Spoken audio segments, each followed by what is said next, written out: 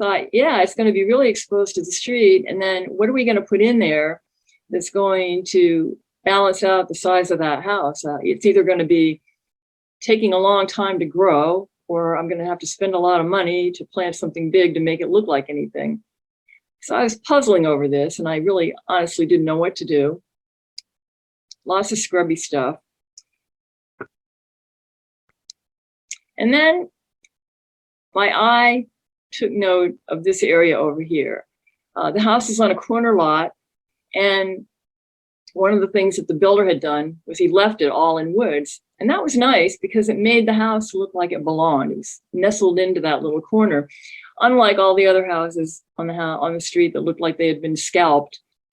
And I thought, that's interesting. And I walked around in the woods, and I thought, there's a lot of leggy trees here, and yet, there's a lot of underplanting underneath them. And I thought, I wonder if I could repeat that theme in front of the house and connect it. And the more I thought about that idea, the more I liked it. I thought maybe we could keep some of the trees that are in decent condition.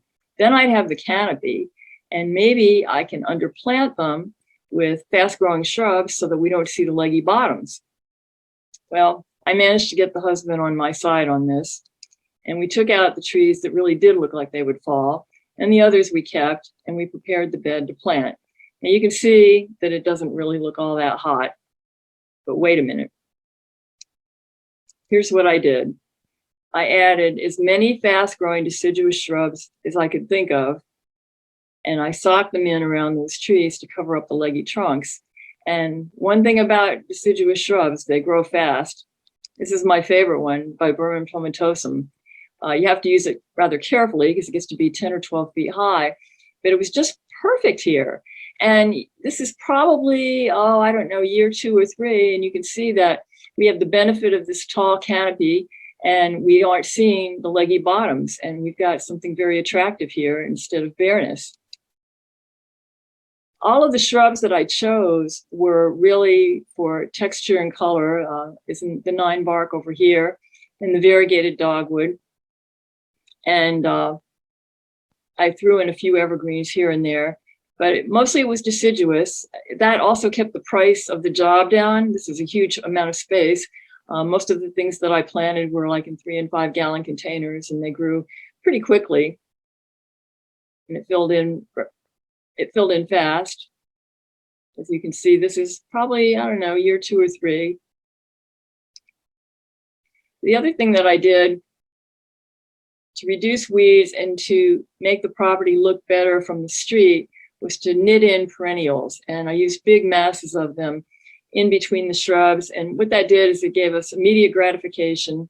It looked good from the road, and it kept it all looking much fuller and I think much more attractive.